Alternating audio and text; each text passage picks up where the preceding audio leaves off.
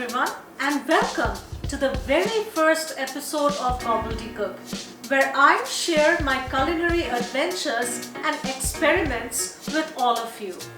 Now, I have been interested in cooking for a very long time, and I've been wanting to start my own YouTube channel.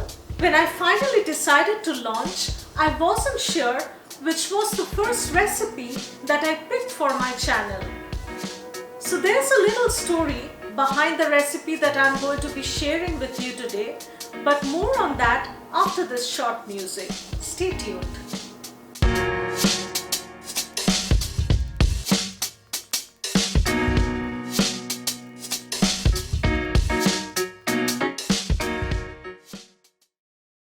Back in 2009, I was working for a software company in the city of Chennai. And at that time, I had absolutely no idea how to cook. Unless, of course, you consider making instant noodles or boiling eggs as cooking. During this time, I got my first opportunity to go on site in the United States. And for those of you who are in IT, I'm sure you can relate to the excitement and the whole sentiment of your first foreign on-site trip. While my colleagues were worried about visa formalities and immigration and facing the client for the first time, I was really very apprehensive because I did not know how to cook and I did not know how I was going to survive in a completely new country for 3 or 4 long months without knowing cooking. My mom came to my rescue and she gave me this really versatile recipe which I'm going to be sharing with you today. It's basically made from potatoes and tomatoes, but you can add any number of secondary ingredients to this dish.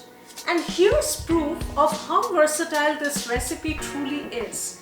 In the 3 or 4 months that I lived in the US, I made this dish every single day with a host of different ingredients such as baby corns or carrots, beans, mushrooms, you name it.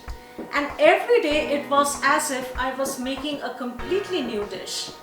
Today, I'm using bamboo shoots as an additional ingredient, but really you can make it with just about anything. So do try your own version.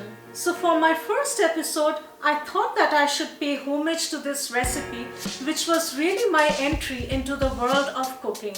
And a special thanks to my ma, who not only introduced me to cooking, but who also sparked an interest in me of delving further into this art. So without much further ado, join me in my kitchen and let's get cooking.